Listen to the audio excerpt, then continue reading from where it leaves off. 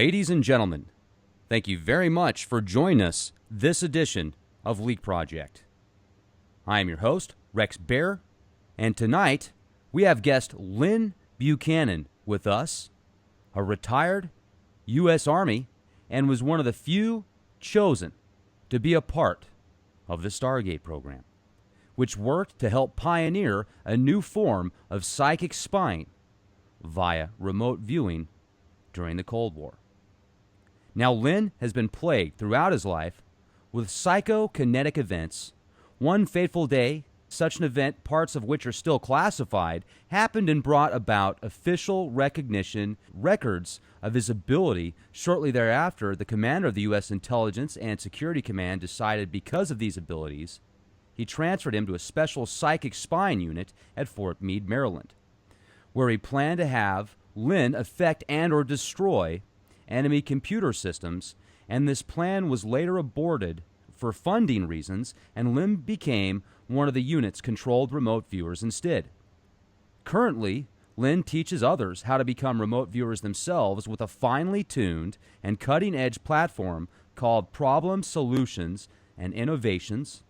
Learn how to remote view and become a mental Jedi. Contact Lynn today at www.crviewer.com. Lynn, it's an absolute pleasure to speak with you today. Thank you so much for joining us here at the Leak Project. How the heck are you? I'm doing fine. Thank you for inviting me. It's a pleasure to speak with you. I mean, I've been following the Stargate program and the remote viewing protocols for years now, and I've spoken with a few people that are pretty good at it, I think. Dick Algier, Daz Smith, Courtney Brown with the Farsight Institute, and they've got some really cool stories to tell about what they've remote viewed. Yeah.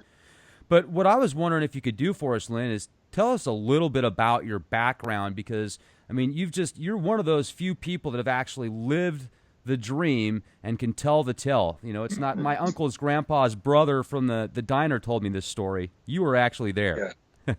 Yeah. I think living the dream is actually pretty accurate. It was probably the most interesting and amazing job you could have in the U.S. military. I can imagine. It was, when General Stubblebine took me to D.C., he wanted to form a new unit that would do the PK on the enemy computers. When Congress said no because of funding, they wouldn't fund it. Then he took me out to the remote viewing unit, and the day that he took me out there, they read me on, which is a process where they actually tell you what the unit honestly really does. And, you sign a waiver, yes, I will go to prison for 10 years if I tell anybody on this before it's declassified. But when I read what the unit did for a living, I thought, I'm on candid camera. There's no way in the world the military does anything like this. But then I started watching them, and they were doing it, and it was amazing. It really was. Can you walk us through the first experience you had? Like when you said you were watching them do it and it was amazing. Were you in a specific military base out there in Fort Meade or something? Is that where the first time you experienced this, or? Well, yeah, actually, the unit was sort of the illegitimate child of the intelligence community, and nice. Basically, everybody loved it, but nobody wanted to claim it. Right. And so it was at Fort Meade, Maryland, in two condemned buildings. The buildings were condemned back at the end of World War II, and it was an old cook school back in World War II, and they were just wooden buildings stuck out in the middle of nowhere. And that's where the remote viewing unit was. I saw the guys sitting down, and and working at a table and getting intelligence information about hostage, uh, political hostages. And I thought, well, this is kind of weird and all that. And so, I realized this is what they do. But then we got some feedback, and they were right. And I think the real honest to goodness moment when I realized that this worked is when they sat me down, gave me a target that was sealed in an envelope, and had me do the same as I'd seen them do, and then opened the envelope, and sure enough, I had described the picture that was in the envelope. And at a time like that, suddenly you think, I've got to change some beliefs here, some belief systems here. Right. How did they ask you to do it, Lynn? Well, the way they start off, the controlled remote viewing that was used in the military is not the same as all the remote viewing that you're going to see on the internet. Not all of it, but generally, when this came out to the public, psychics saw that remote viewing had been scientifically proven and actually used in operations with great accuracy. And so all of a sudden we had crystal ball remote viewers and palm remote viewers and tea leaf remote viewers and all that. And the controlled remote viewing that was used in the U.S. military is totally different. Generally today, remote viewing is the new age word for psychic. What was used in the military, they start you off in a martial arts method. They will say to you, water, and you have a pen and paper, and you draw the most minimal representation you can of water. And usually that's somebody makes just waves, a wavy line. Then they say land and so on. And they keep going back and forth and back and forth and back and forth and all of this. And they build a vocabulary, and they practice you at it for so long, just like kids in karate class, that you start doing things automatically without consciously thinking about them. And that's when your subconscious mind starts doing it for you. And so then once you get to where you're doing it without really paying attention to it, they call water, you make a wavy line and all that, and you're off thinking about something else. Then they will put a very simple picture in an envelope, and they'll say, okay, this is your target number one for the day. Describe it. And your hand goes wavy line and then a 90-degree angle, let's say.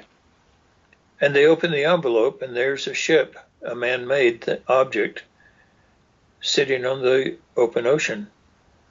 And, out of all the things in the world, how did you know that it was there like that?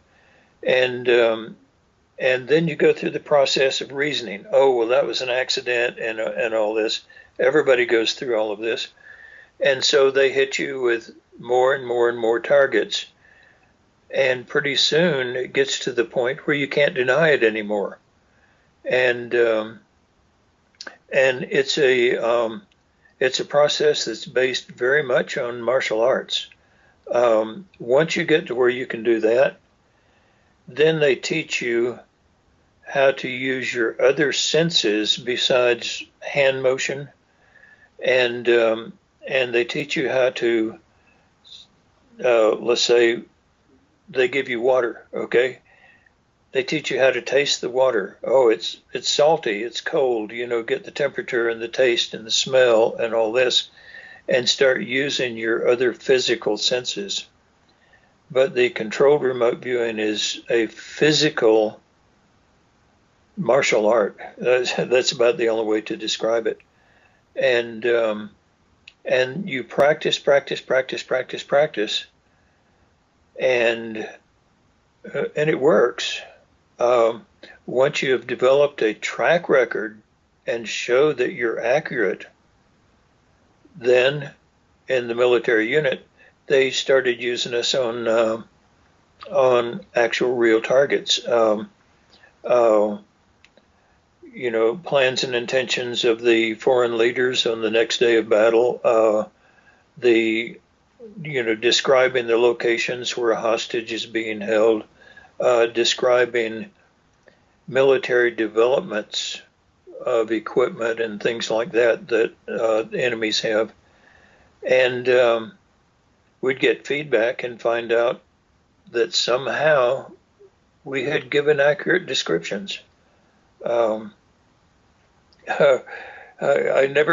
don't think I ever quit being surprised. In all the 8.5 years I was there, I would describe something and I'd think, oh, that can't be, Mm-hmm. We'd get the feedback and sure enough, the description was correct. How many targets would they have you hit a day? Or not, I shouldn't say hit, but how many targets would they have you go after every day you were doing that? In the very beginning, you would get maybe 10 or 20 a day. Now, once you got more complex targets, Inga Swan, who developed this methodology, had a policy that if you didn't do well, your accuracy was below, let's say, 60%, 70%, you would do another target that day or the next day. If you did well, up close to 100% accuracy, you would be forced to take the next day off as a reward to your subconscious mind, because he found out that the subconscious mind actually responds very well to rewards. That's fascinating. And Ingo Swann, I mean, he's another just pioneer icon in the, definitely a legend like yourself. And he did that book where he talked about how basically what he thought were these men in black type people that took him underground. Oh, yeah. And he talks about how they had him remote view something. He didn't know what it was at first, but then he found out it was the moon. And do you remember how he was talking about that green mist and those naked humanoids that were doing some type of weird mining or something like that? What's your take on that, Lynn? Ingo had a very high accuracy rates, and if he, I have never done those specific targets on my own, but if Ingo found it, I would tend to believe it. We have done other ET targets. I have done other ET targets of ET establishments on the Earth and all that. And they're there. We've gotten feedback on it and so forth. But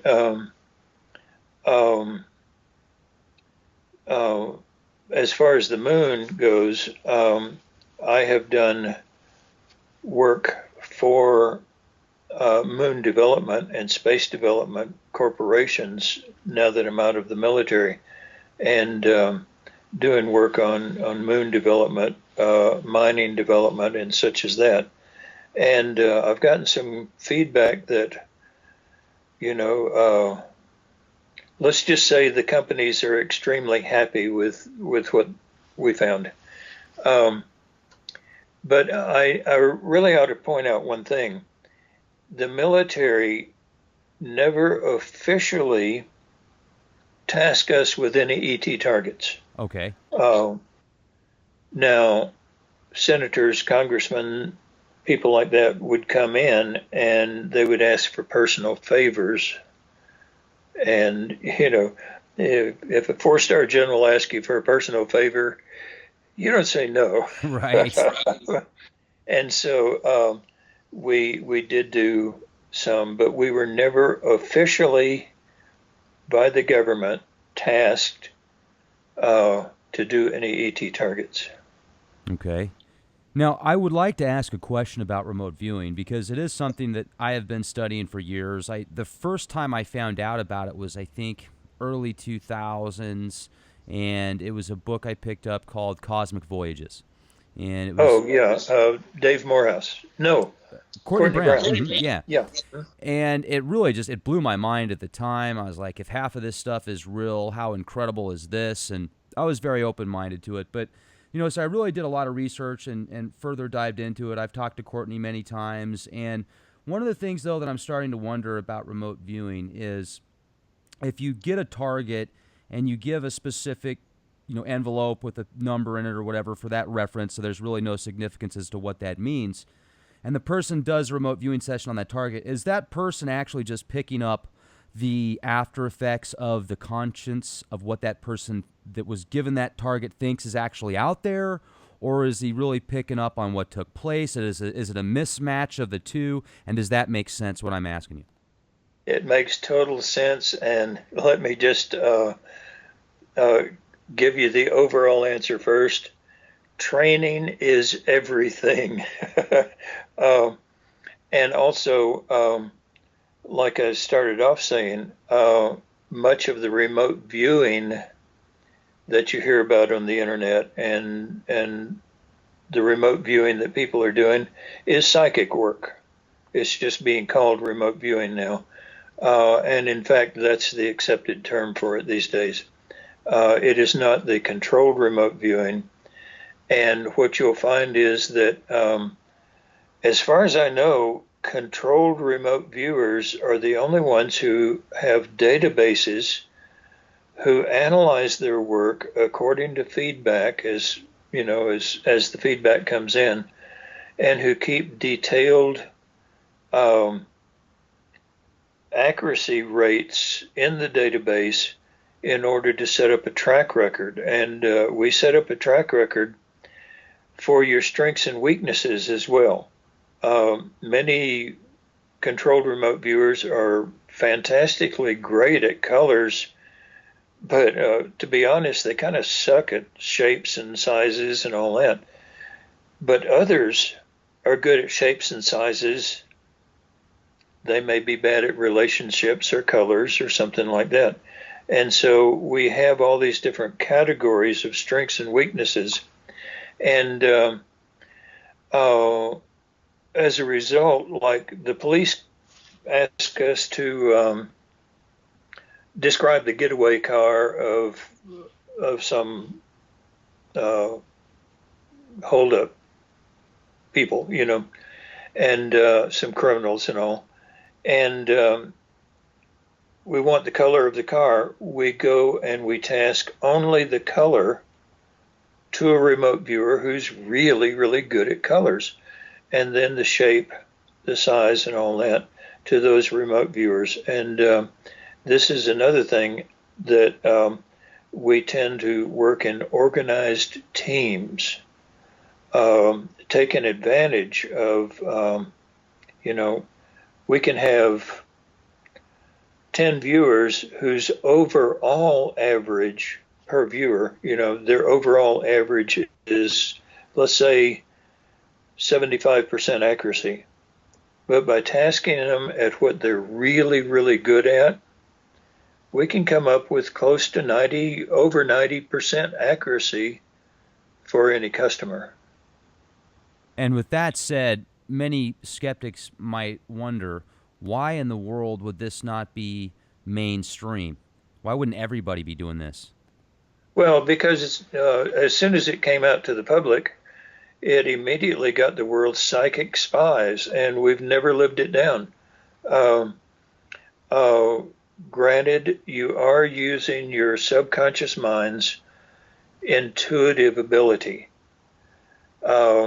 But the word psychic is a four-letter word, man. In our culture, politicians don't want to get anywhere near it. Business people don't want to get anywhere near it. Police don't. And in fact, most of the work that we do in very quietly. You'll find that a lot of times on the internet, people are saying, "Oh, we've got to prove this works to everybody," and no, we don't, Right. because all we have to do is show a customer that show the police we can cut down your search area for the missing child by 80%. Um, we show the company we can we can tell ahead of time what the best project is going to be for you to spend money on. We're finding art, stolen art, um, finding missing children, and such as that. Um, those are the only people I want to prove it to, is the people who's going to use it. But people who want to use it as just a parlor game, or get in touch with your inner being, it's just too much work. It's like you know learning to get a black belt in karate so you can go out and beat dust out of a blanket on the line or something. Right. uh, it's just too much work. Well, and that's a good point, because I've heard many people that really have the best intentions say, everybody would be doing this if it was that, but it's not easy, like you said. And to become a black belt in martial arts, it takes years and years. I mean, even the most advanced, or just naturally with their abilities that they've been born with, it's still going to take a few years to get a true black belt. And That's right. Yeah, this is a mental black belt, what you're referring to. And yeah, that's right. And you're it like an does eighth. take. Yeah, you're like an Yeah, eighth degree, I would say, Lynn. You're an eighth degree black belt in. I try. uh, Some days I wonder about that, but yeah, but this does take a long time, and you will find. Uh, I hate to keep harping on the internet, but you will find people on the internet who say, "Oh, I know one not long ago said I was born with CRV and have had a bad case of it ever since." oh man. Uh, that's like saying, I was born an eighth level black belt ninja. It just doesn't happen. But but it does take a lot of work. It takes a lot of practice. And also, I was going to ask you about being a remote viewer. There's obviously, if you do a controlled remote viewing session, you have no idea what you're looking for, right? You just have. Right. This is one of the things. A psychic will tend to bleed you for information and all, and many psychics are using their sixth sense, which is not psychic. Surprisingly, plug my book here. The name of my book is The Seventh Sense. Um, but the sixth sense is your sense of ambiance, and it's how a poker player reads the people at the table.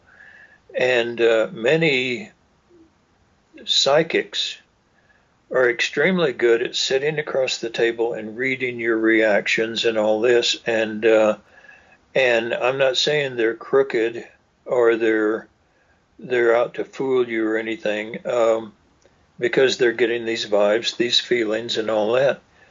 But to be able to sit down at a table and read the feelings and the thoughts of someone halfway around the world, that's a little bit different.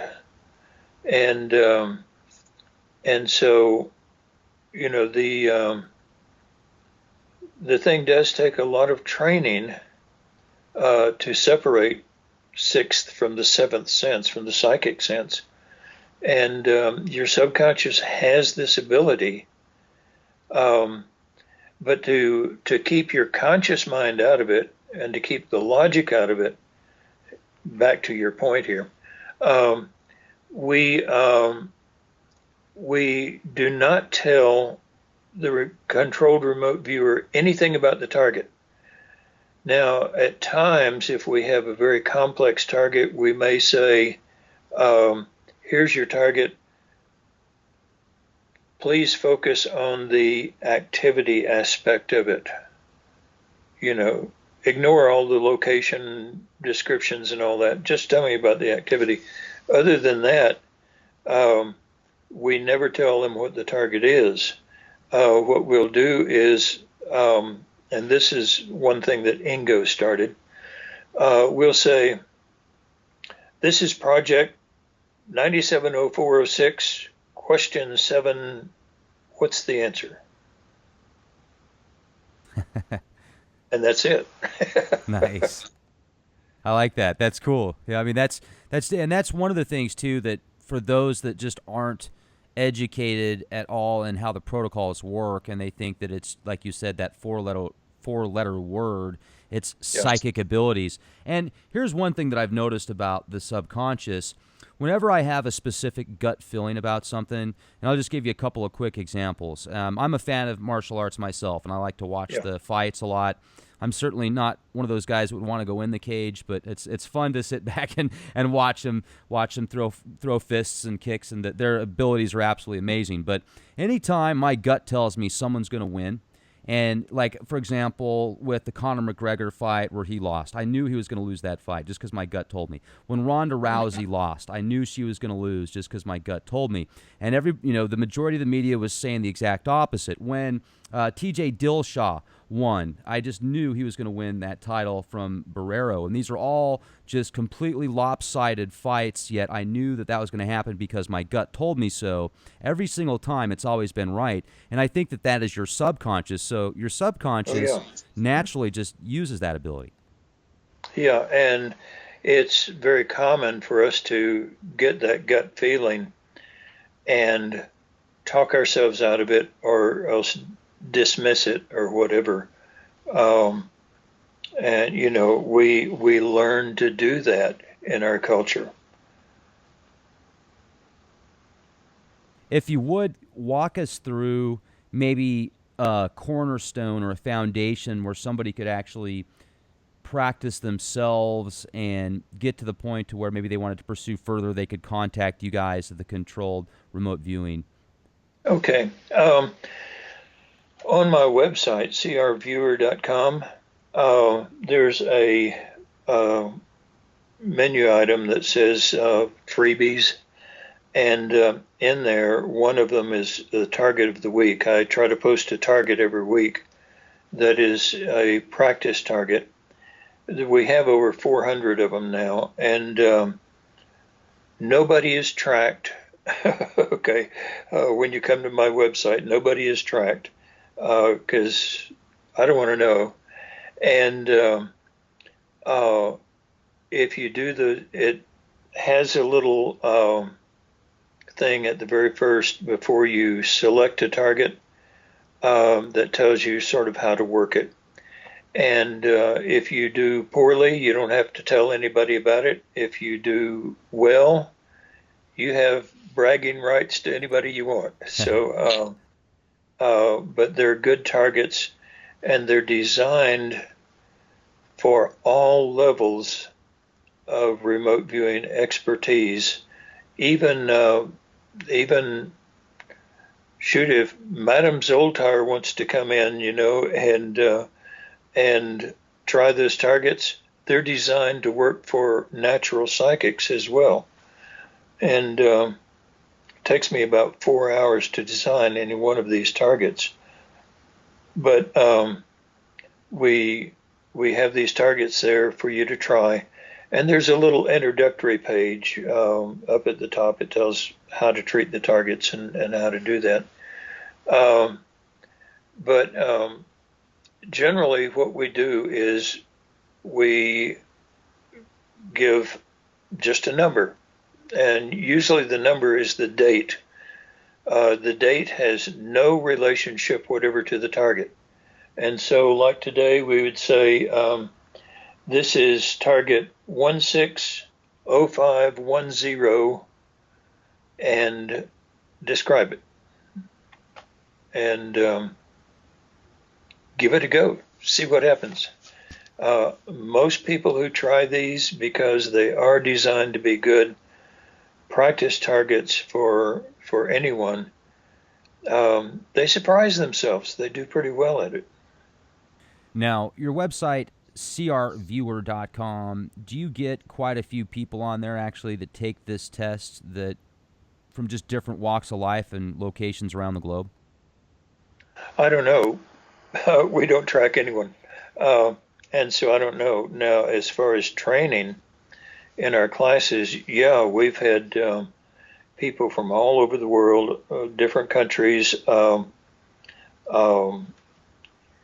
Russian, Chinese, Japanese, from Yemen, uh, Arabs, everybody, and all different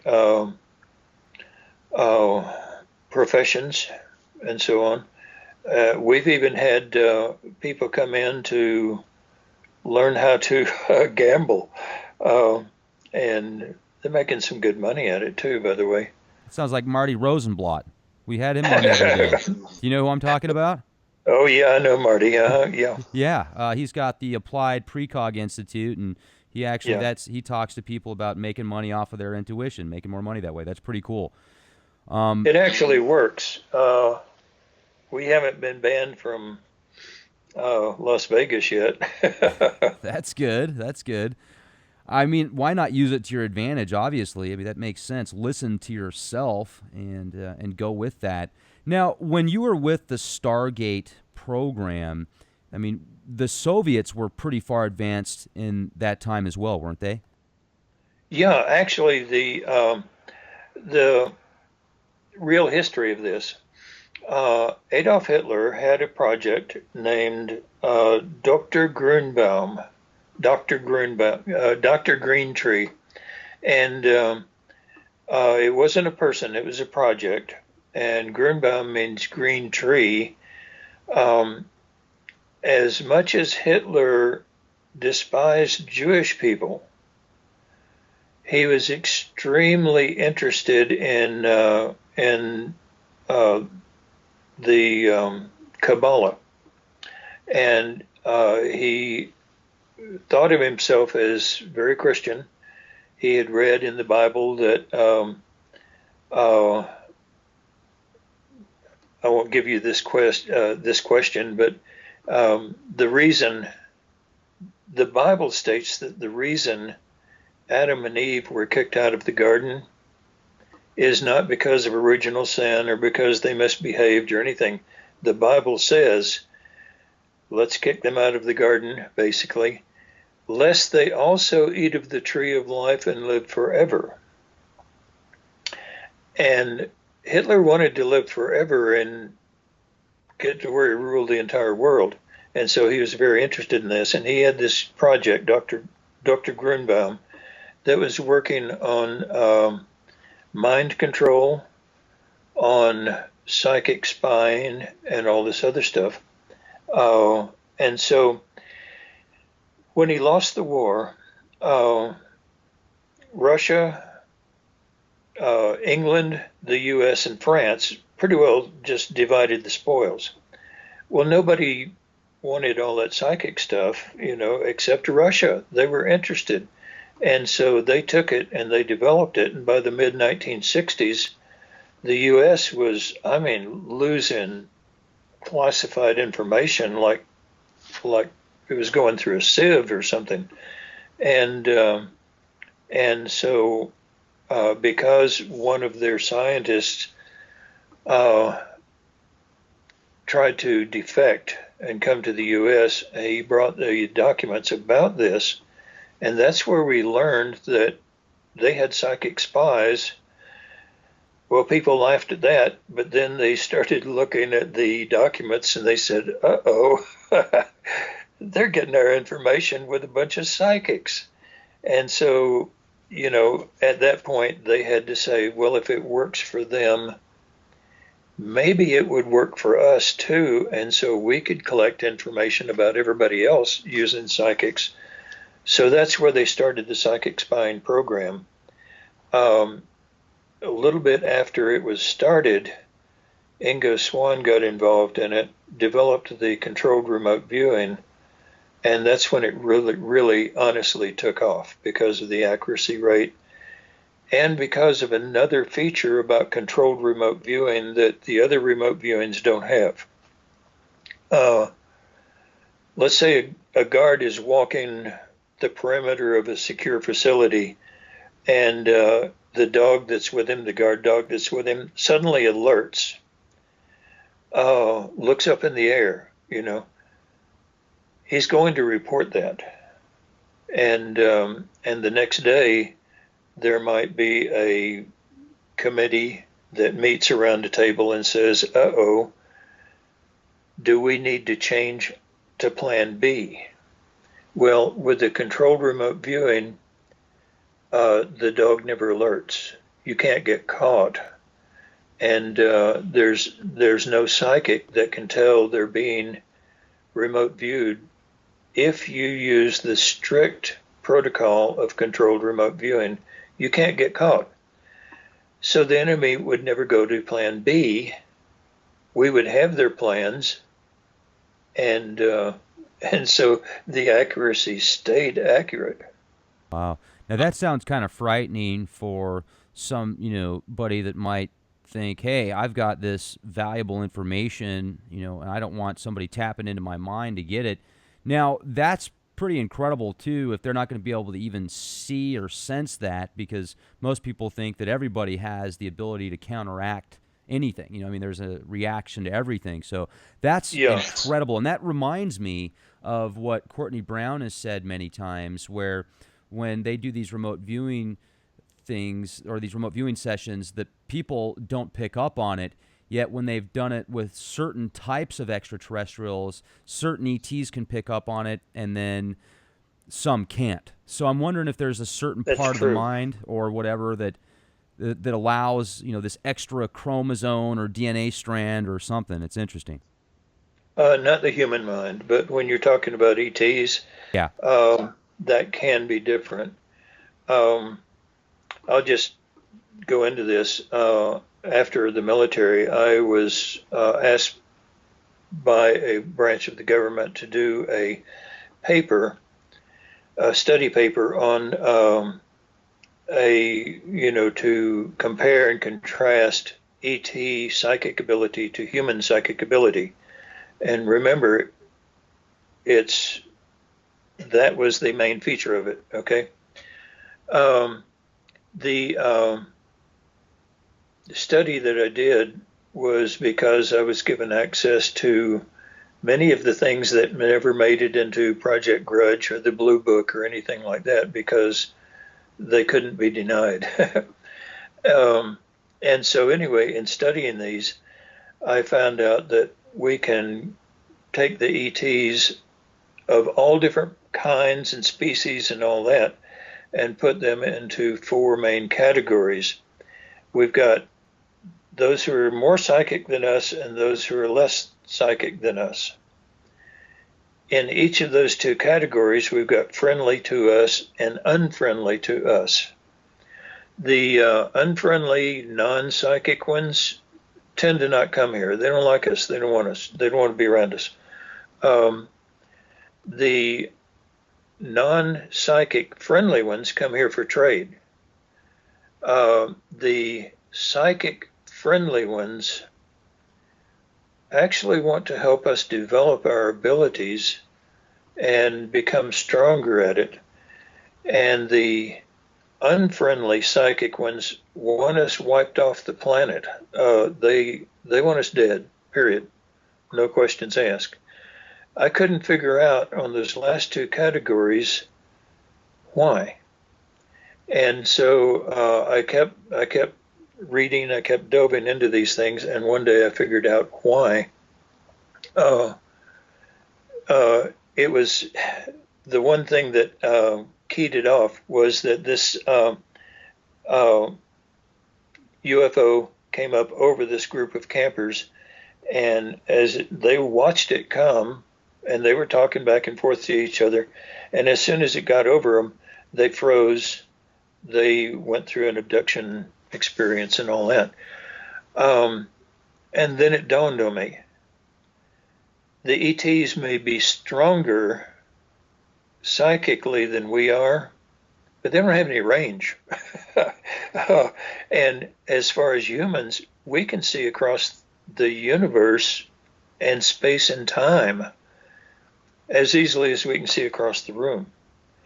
And if we develop that, we will become a major power in the universe as soon as we get out into the universe.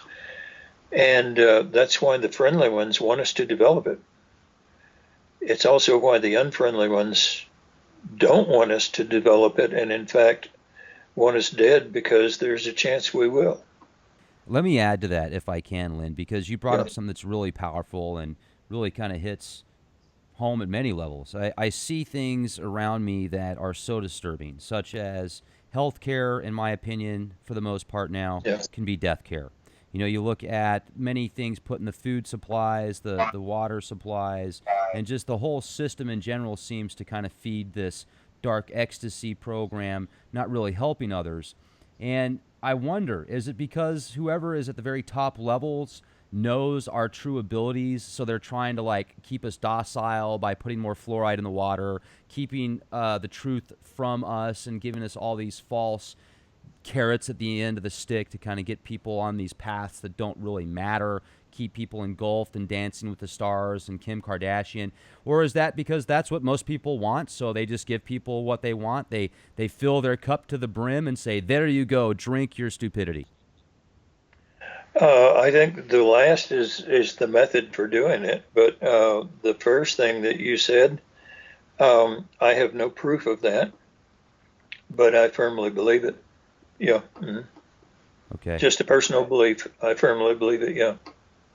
Because, I mean, if you use common sense and if you just add those things together, it just certainly seems to make a lot of sense. So, in my opinion. Yeah. So, now you knew Glenn Wheaton too, or you know Glenn, don't Yeah, you? I He's a know friend of Glenn. yours. Yeah. Yeah.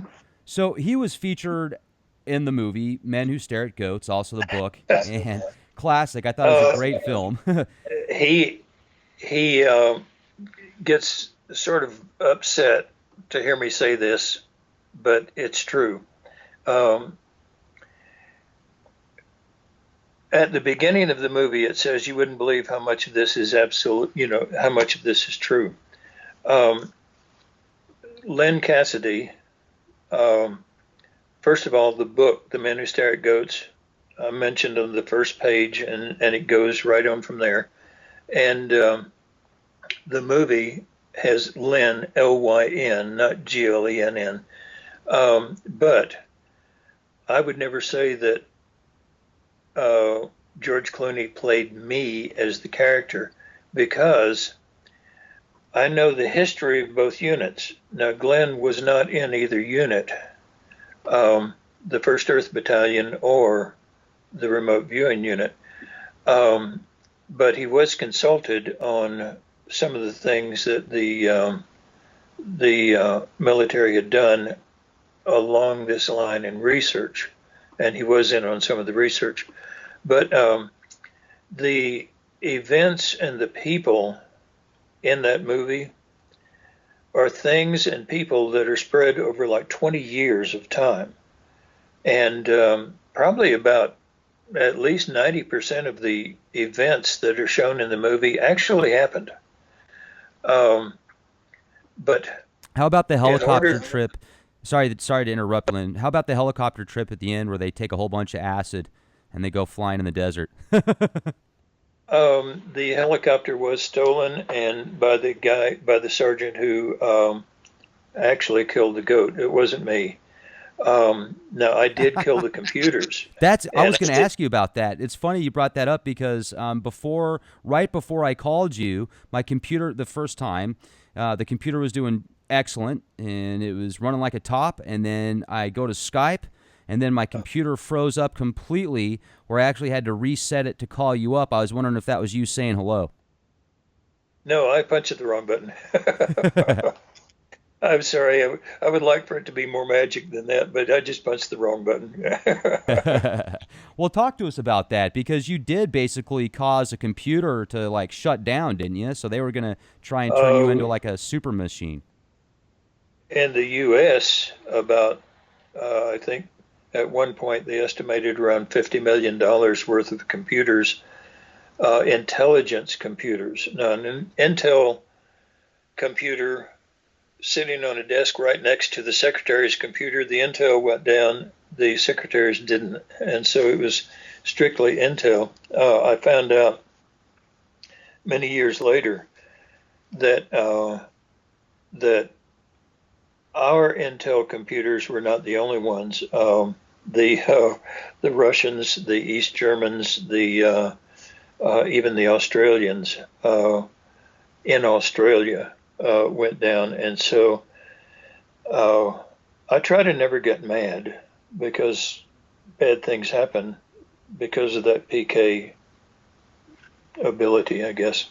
But yeah, that's why General Stubblebine, or General Hapgood in the movie, came out and had me standing right before him and said, "Did you kill my computers with your mind?" And I knew that I could lie about it, and that if I didn't, my great great grandkids would still be paying for computers. But I said, "Yes, sir, I did." And he said, "Far effing out if I ever got a job for you." And that's where he took me back to D.C., hopefully to form a unit where we would initially be able to teach people how to be able to destroy enemy computers with the end result, with the end goal of being able to control the data within enemy computers so that, if they sent a missile toward us, we could make it go into the sea or back at them. And if they had some kind of development that was very crucial, we could screw up the data in their computers and make their projects fail or whatever. And that was the goal. But Congress had been caught back in the 60s doing, sponsoring mind control. Mm-hmm. And they said, Ultra stuff. Oh, yeah. And, basically what Bert Stubblebine told me later, he said, they didn't say no, they said hell no. I just don't understand why. I mean, I would think that with that ability, they would just want to harness that, master it to the point of it just being a finely tuned machine. Okay, so I want to get something. Actually, this was another problem that the remote viewing unit had, and that is that with the remote viewing, with the controlled remote viewing, and with proper tasking, there are no more secrets. And you're going to run a government or a military without secrets. That's scary to politicians. It's scary to military people. It's scary to the mafia. It's scary to even police departments, to any corrupt person. And the controlled remote viewing unit and the viewers in the unit, there are a lot of people scared of us. Really are. Now that makes sense. That certainly, okay, I can go with that because you're right. There are no more secrets. That reminds me of the movie that came out, I think in the 90s, called Sneakers, where you remember that? Robert, who was in that film? Well, great film. Don't know. They basically came up with a machine that had software that could crack every single code in the world. Whether it was Russian code, whatever. And yeah, I mean that's just what you're doing though is you're tapping the code. That's old hat. Yeah. Yeah. Now you're unlocking the codes in somebody's mind. I mean, so with that said, now Courtney Brown makes it in his opinion. He says specifically, if you're doing a remote viewing session, you can't know what the target is. Because if you do, then your mind comes up with its own interpretation of what you're supposed to see. So can you actually see something like you do when you remote view, not knowing what the target is, as well as you can if you know what you're looking for? Does that make sense? Yeah, you're never allowed to know what you're looking for, but when you have a an extremely good, extremely well trained, and extremely experienced controlled remote viewer, there comes a moment where you can't help but know. You know, you've gotten so many descriptors, you've gotten so much information that the village idiot would know. And and at one point, even a thing that is even extremely rare for the best controlled remote viewers is called uh, the perfect site integration, or some people call it bilocation, where let me give you an example. Uh, there was one practice target where I had this perfect site integration, and the target was a little uh, village up in the mountains in Switzerland. And all of a sudden, I didn't know anymore that I was sitting in the remote viewing unit at the table doing my session. And uh, I was standing on the street in this very cold, sunny day in a mountain town. I saw a man and his son come out of a bank across the street. The bank, I could clearly read it. Not like in newspaper and dreams, but I mean absolutely. You cannot tell that you're not at the target.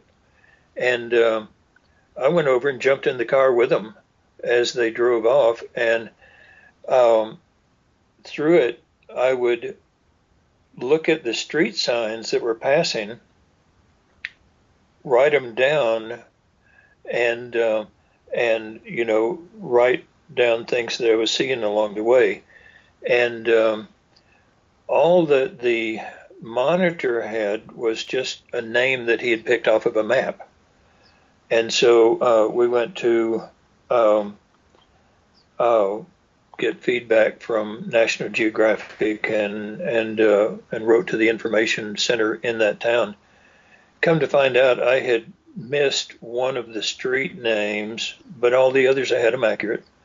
I had described everything, and we got pictures of it. Uh, and during that time, I could not tell that I was that my body was actually sitting at a table in Fort Meade, Maryland. So it can get to that, but that is extremely rare, even for the most experienced controlled remote viewers.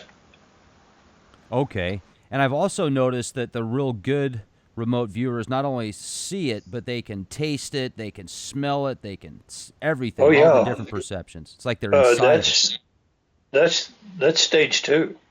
Uh, there are 7 stages that we teach, and that's stage two. I mean, after you have made your squiggly lines and your wavy line for water and all that, then once you get good at that, we immediately teach you how to taste the water, run your hand across the grass, uh,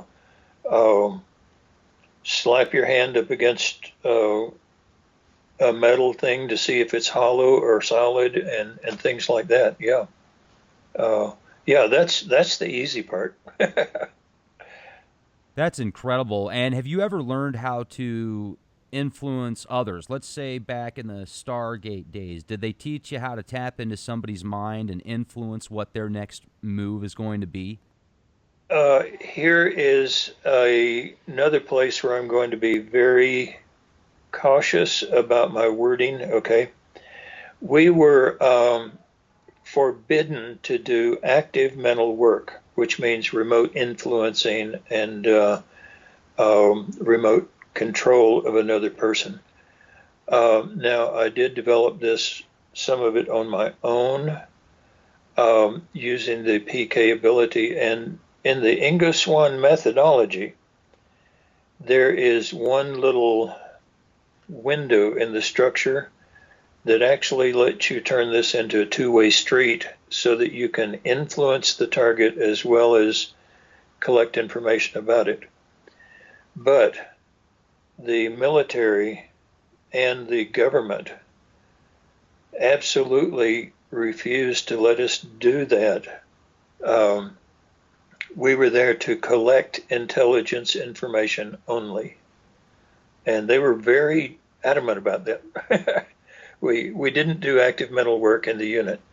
I seriously doubt that I'm the only one who didn't do it on my own, and on their own, because the opportunity is there in the Inga method. And this is another thing that's different about controlled remote viewing with psychics and other forms of remote viewing, is that many people think that they control someone else, and if you actually test it out, that's very rare. It's very possible with controlled remote viewing, but we were never allowed to even do anything like that in any way, shape, or form. Okay. And do you think that there's possibly maybe an even more black ops, secret, underground bunker type facility that is using these type of, that's taken all this stuff from your project, the Stargate project that you were part of, and then it's okay, the new project's called Universal Gate Square or something, I don't know, where they've just taken all your work and now they're trying to refine it and take it to the even next level, more hush hush, less people know about it, etc. I get that question a lot in interviews, and I have two stock answers. Okay, one is when you retire, they quit telling you secrets, and that, and the other is that I definitely hope so, because we did a lot of good. We saved them a lot of money by, giving information so that the military didn't go off on wild goose chases. We also saved them money because in our unit, every military unit has to be funded for equipment and personnel. Well, in our unit, the personnel was the equipment, so they got us for half price. But the other stock answer that I have is that I am not a spokesman for the U.S. military, and so I would not feel comfortable in venturing any information about that. Now that is a excellent answer, and I can certainly appreciate that. And I know that we're getting close to the the end of the hour here, so Oh. I would like to ask maybe a couple other questions real quick, if I could, that I think would be pretty cool. If you could describe some more of these remote viewing experiences that you've had with extraterrestrials, could you talk us through a few of them that really kind of open your mind and just say, okay, the first thing that comes to my mind is this one experience, this one here? Okay, for the ETs, yeah, there is a place in Australia where it's basically the ET entry point to the Earth. The friendly ones come there and then go out across the Earth. They don't just come in from all over, But the target was one time that, and I found that I bilocated on that one too, had the perfect site integration, and drew pictures, drew sketches of what I was seeing, found maybe the first baby ET that's reported. I know they talk about hybrid children and all that. This is a baby ET. But also at that place, it's sort of like we would call an airport. It's where they come in, unload, load, and all that, both cargo and beans and all. And at that place, all of a sudden, one of them turned around and talked to me and said, we know you're here and it's okay. And do you want me to show you around? In fact, and I said, well, I'm just looking. And he said, okay, well, it's okay for you to be here. And so I looked around and reported everything I saw. Come to find out, Ingo and also Pat Price, who was considered to be a better remote viewer than Ingo even, had viewed that same location and had basically found the same thing some 15 or 20 years before that. Now, what was it? What did it look like? I mean, were there certain? Well, it's inside of a mountain, uh, so it was a closed-in place, but it was two-story um, or two levels, very very large, and uh, the people were on the upper floor, and cargo and things like that was evidently taken care of on the lower floor. I didn't go down there, but afterwards, one of the uh, one of the members of our unit had a friend over there in the military in Australia, and called and said, "Anything going on over there?" And the guy said, "No, mate. This is the most boring, assignment I've ever had. If it weren't for the UFOs coming in and out of that mountain, we'd never have anything to do." And And this is in Australia. in Australia, yeah, Could, we located over a period of time. We located five um, working facilities on the planet. There are probably more, but we located and did extensive work on five of them. But now we did that on our own.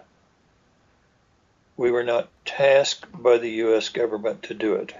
and all five of these locations were in mountains in Australia. No, no. One's in Zimbabwe, one's in the Pyrenees, one's up in Alaska, and that one is now not operational anymore. Uh, the other one is in, oh goodness,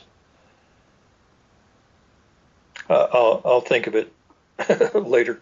I forget where the other Wasn't one is. Dulce, New Mexico, was it? No, no, we never studied that. Okay. We never studied that one. But I think I get enough eyewitnesses around here telling me about it that I think that one's probably real too. I actually went out there, Lynn. It was so cool the way that it happened. I was actually coming back from a funeral last year over Labor Day weekend, and the funeral I had to go to was in Utah. Coming back, we couldn't find any hotels. The only hotel we could find was in Dulce. So we had at a casino out there, right? So we had to kind of drive a little extra further to get there because everything was booked. And it was just so cool the way that it worked out. I mean, talk about synchronicities. We went and we asked around. I met somebody out there that actually gave us a tour and took us up the Archuleta Mesa, which is supposed to be where the underground base is, right? And Yeah. unfortunately, we weren't able to make it to the top of the mesa because the vehicle that I was driving, I didn't have a good enough spare tire, and it was getting really rocky and steep, so I got kind of nervous, and we turned Yeah. back around. But we're going to go back out there again and hopefully spend a couple nights out there and get some video footage at nighttime on top of the mesa. But everybody that I talk to that lives out there and has lived out there their whole life, they've all seen something, whether it be lights in the sky or weird anomalies and UFOs. So I think that's pretty cool. Oh yeah. A friend of mine is runs a dairy over in over in Roswell, and he's been. I mean, he's old. He's been running this dairy, and at 2 or 3 in the morning every morning for the last 50 years, he takes milk around to the different stores and things like that. And I mean, he can tell the difference between an airplane and not an airplane. And he keeps telling me, yeah, you want to come over and see the UFOs? You know, we've seen some of them here. But he says there's rarely a morning around 2:30 or 3 in the morning that you don't see them. Do you know what they look like? Can you describe some of these ETs to us? They, everybody says, what do they want? What do they look like and all that? There's not us and them. There's us and them and them and them and them and them and them, all different kinds. And in fact, the four categories that I wrote about in that paper, Uh-huh. Uh-huh. each category will cover multiple species because there are grays that are psychic and friendly. There are grays that are psychic and not friendly. There are grays that fit into all four categories. There are probably each species has some planet or something that they come from. I don't know that that fit into each of the four species, four categories. And so, what do they look like? I have seen a few. The ones that I've seen was a first classic little gray. Another one was, I guess, about 6.5 feet tall, built like Arnold Schwarzenegger, and just dumber than a rock. I mean, you say hello to this guy, he'd be stuck by an answer. He'd be stuck for an answer, you know. And he was at the beck and call of the gray, and there were three of them that I saw. I've seen some others and had experiences through the military with others, but I don't really talk about them a lot, you know. Were they like reptilian type entities, mantis, insectoids? Were they Nordics? Um, the body shape reminded me of sort of, I guess you would say, insectoid. I wouldn't call them insects, but the body shape reminded me of the shape of an insect. Yeah. Like a mantis alien or a mantis or Or, mantid? yeah, that would the body shape would remind me of that, you know, more than anything else. Were they tall? The one I saw was sitting down, so I don't know. Like at a table?